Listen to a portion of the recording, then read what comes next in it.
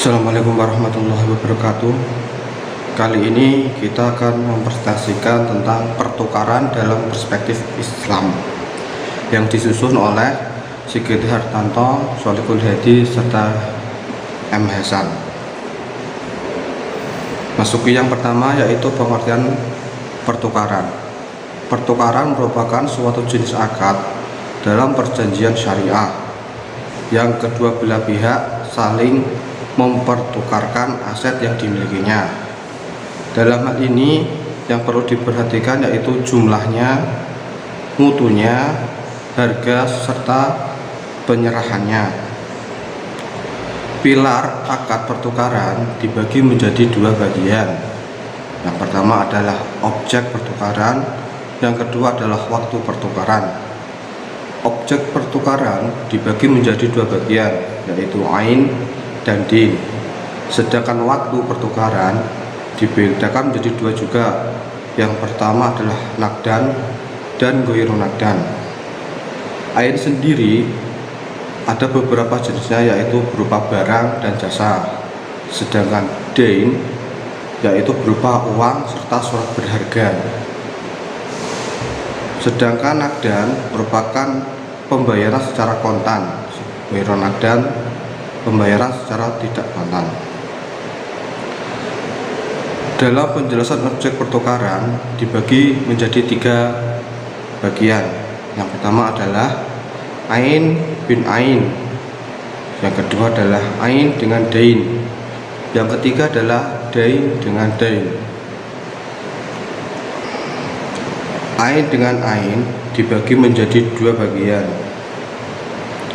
Yang pertama yaitu sejenis.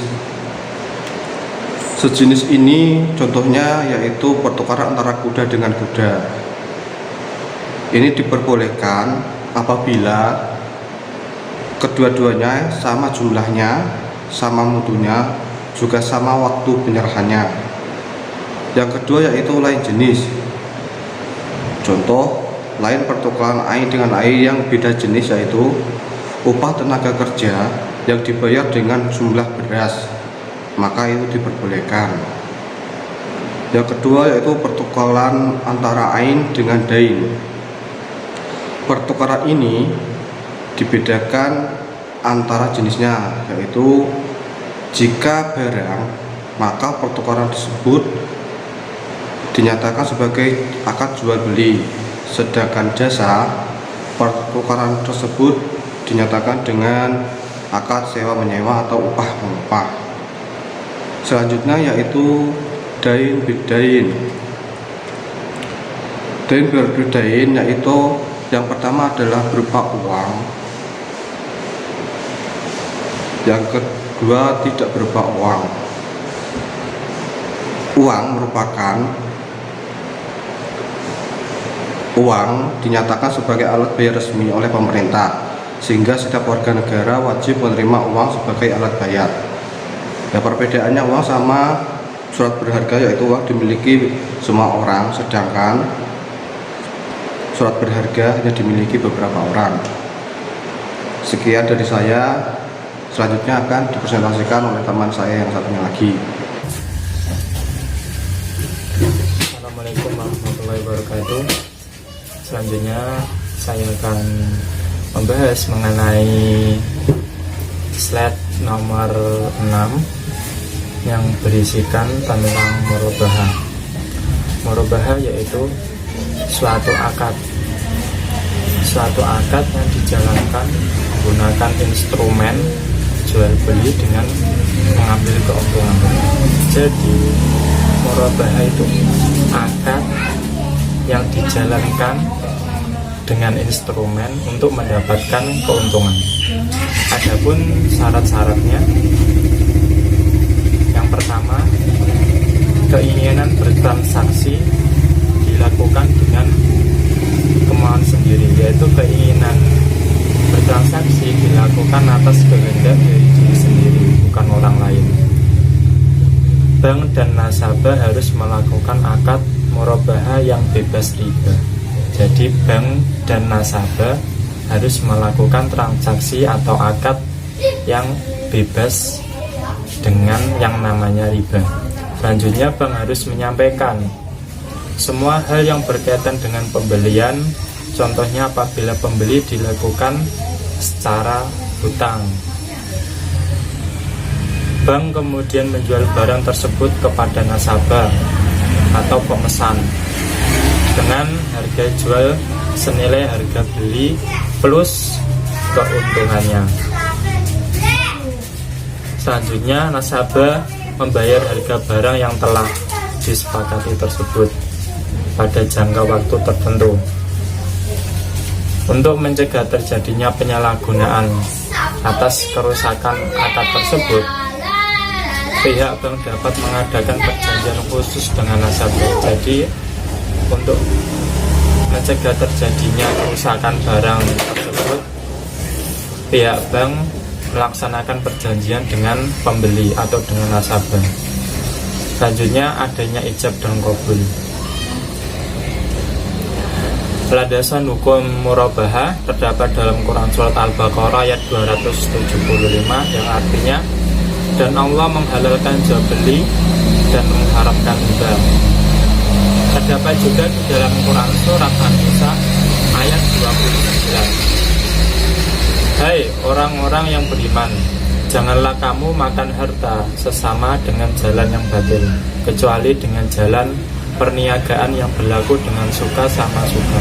Orang-orang yang beriman, janganlah kamu makan harta sesama dengan jalan yang batil, kecuali dengan jalan perniagaan yang berlaku dengan suka sama suka di antara kamu, dan janganlah kamu membunuh dirimu sendiri.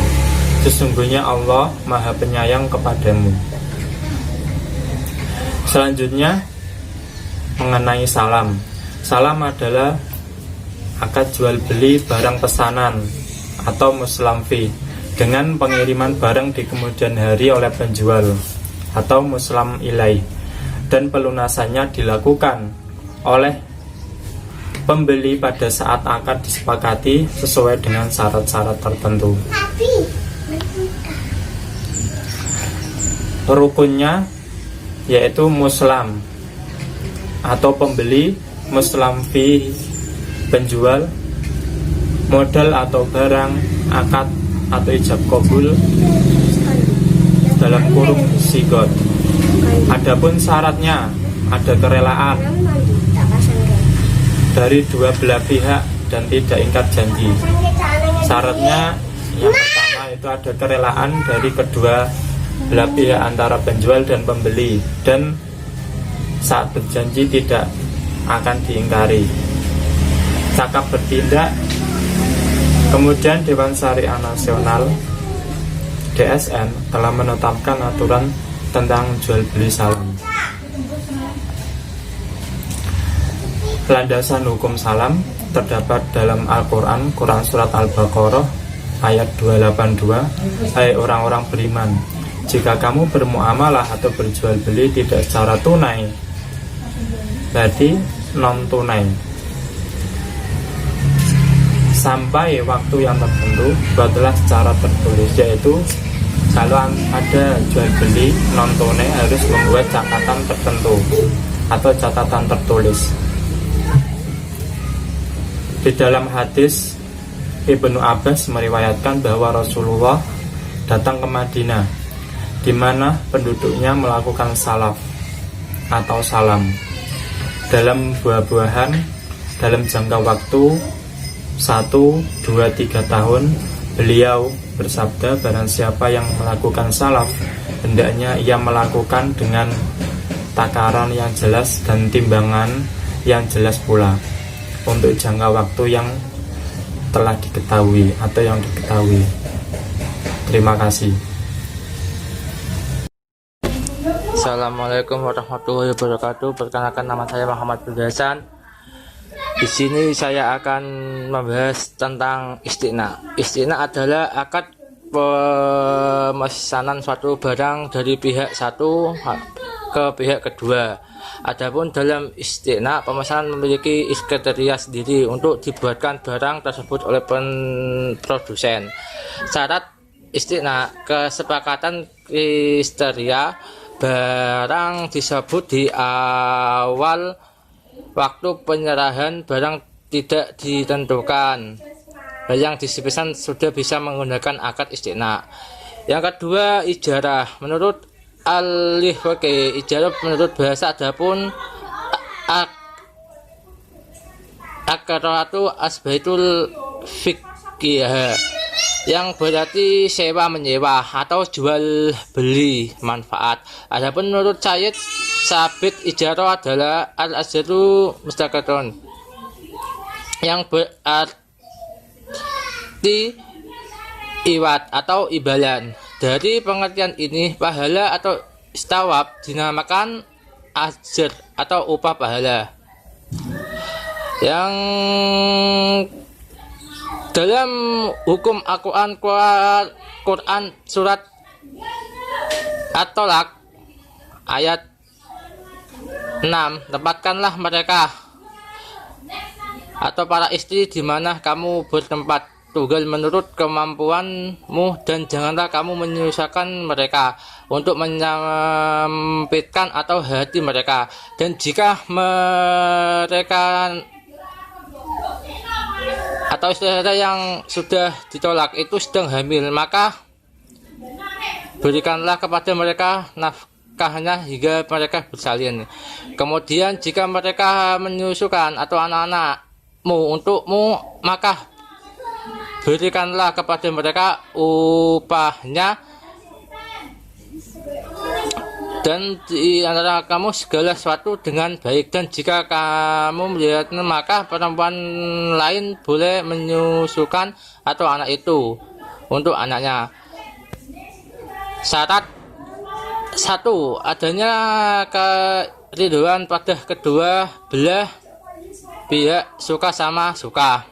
Kedua, barang atau objek memiliki manfaat yang jelas, yakni menjelaskan manfaatnya, pembatasan dan jenis pekerjaan. Jika ijarah berupa jasa seorang, objek itu barang harus sesuai dengan syarah. Objek yang digunakan harus memenuhi syarah.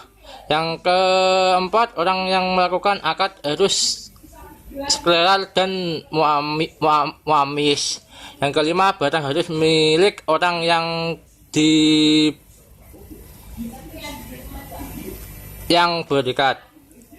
Sekian dari saya. Bila ada kata-kata atau dalam pembuatan ini, saya pribadi minta maaf sebesar-besarnya. Wassalamualaikum warahmatullahi wabarakatuh.